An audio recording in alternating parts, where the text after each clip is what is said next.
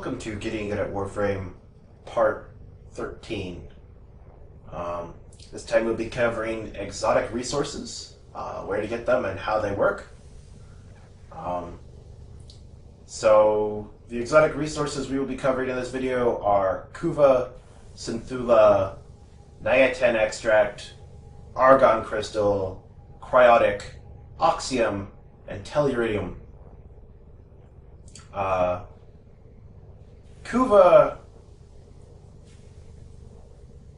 you can start gathering Kuva, I think, after the War Within quest.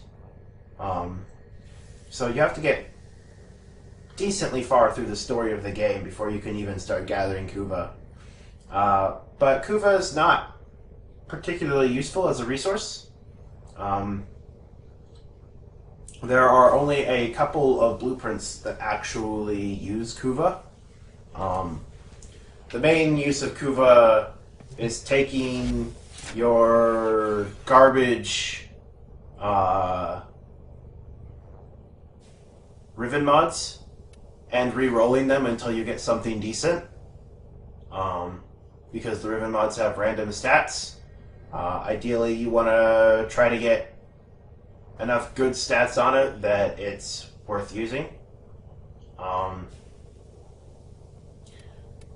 And that might take, in theory, infinite number of rerolls, and each reroll costs even more than it did before. So by paying a specified number of Kuva, you can randomize the effects of your ribbon mod, and then you can compare the current one to the old one, and then decide which one you like better, and choose between the two of them.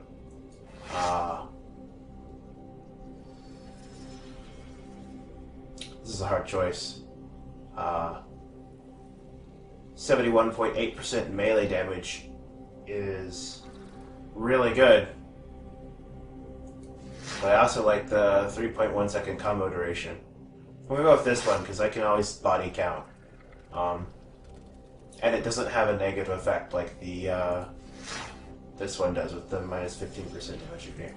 But you can pick which one you like better and confirm it, and then it's locked in.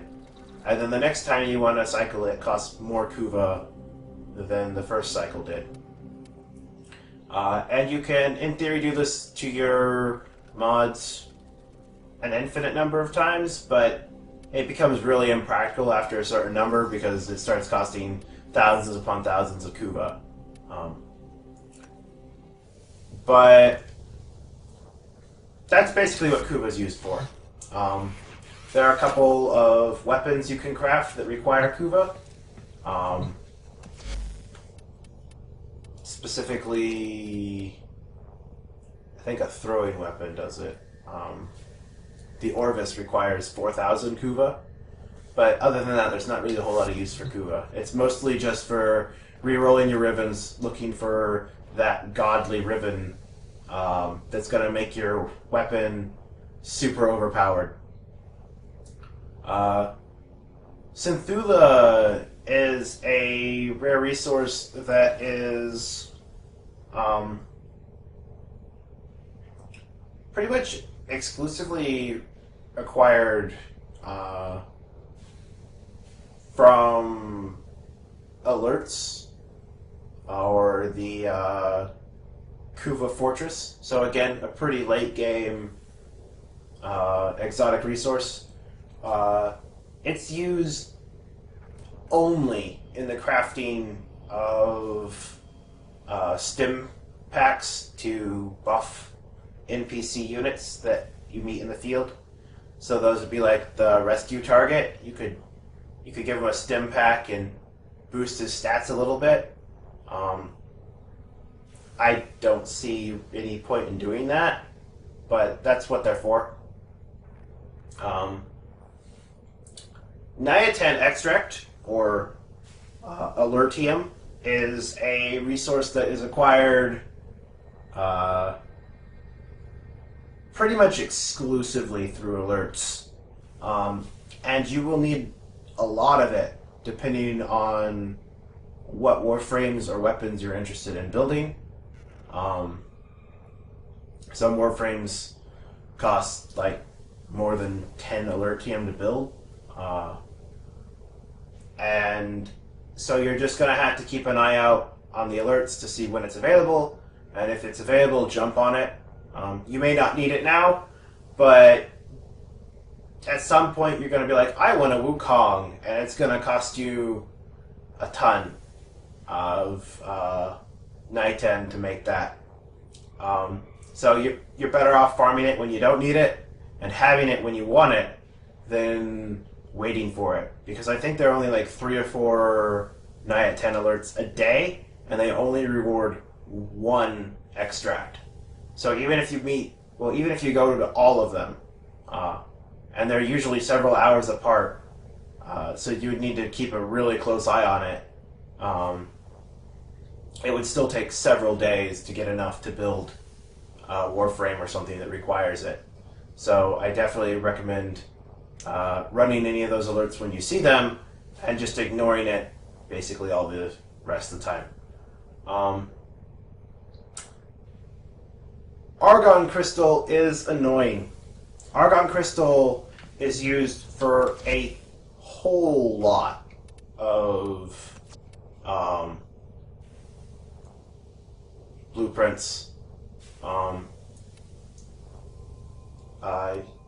You'll see it is basically what stops me from being able to craft most things.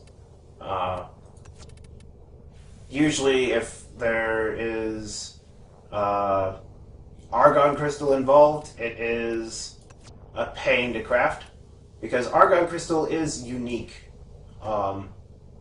in this game, in that it is the only resource. New alert marked on navigation, Tenno. Wow.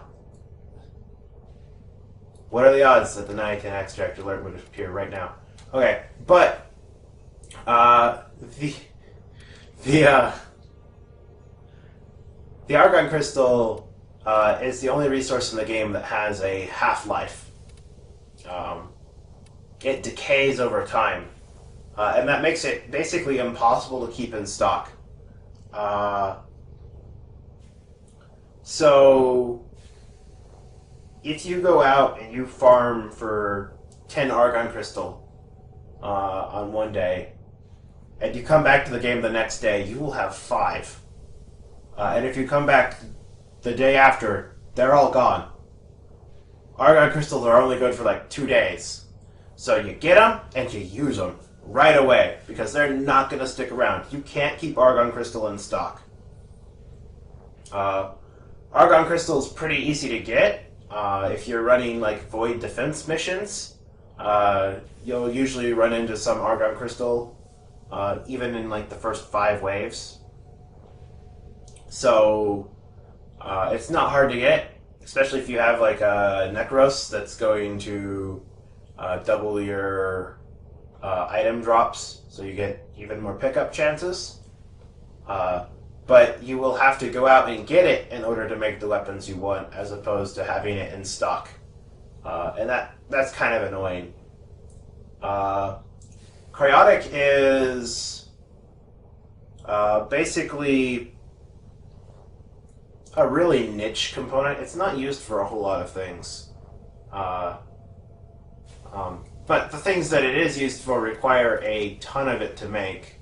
So you do need to get legitimately a lot of cryotic for some things like this. Over 4,000 cryotic for one weapon. So, you know, if it requires cryotic, it usually requires several thousand cryotic. Cryotic is usually gotten through the excavation mission type. That's the main source of it. So if you need a lot of cryotic, it basically means you just need to run some excavation missions. You're basically guaranteed to get cryotic from excavation missions, and you're guaranteed to get a pretty decent chunk of it as long as you're good at running the missions. So it's not that hard to go out and get more of if you need more of it. But it's worth noting as an exotic resource because that's basically the only place to get it. Oxium is acquired pretty much exclusively from the Oxium ospreys. And in order to acquire Oxium from them, you have to destroy them without letting them self-destruct. If you do that, they have a 100% drop rate for Oxium. Any Oxium osprey that you kill without letting self-destruct will drop Oxium. It was originally really frustrating to get because the drop rates were like ridiculous. It would drop like 1 or 2 Oxium. But now they drop a good deal of Oxium per kill, so it's not nearly as bad to get as it used to be, which is great. Because before it felt like pulling teeth trying to get like enough Oxium to build Zephyr or something like that. It was crazy. There is a Oxium alert that comes by every now and then that I think gives out like 300 Oxium. I definitely recommend running that if you see it, because it usually only takes a couple of minutes to run, and 300 Oxium usually takes a lot longer than a couple minutes to get. But other than that, you're basically just, your best bet is to go to a mission with a lot of Corpus that's going to spawn a lot of Oxium ospreys, and then just killing them all without letting them explode themselves. And then Tellurium. Tellurium is basically the rare resource equivalent, like the Oricon cells or neurosensors for Arcwing missions. So if you need it for something, such as the Coal Star requires 2 of it, or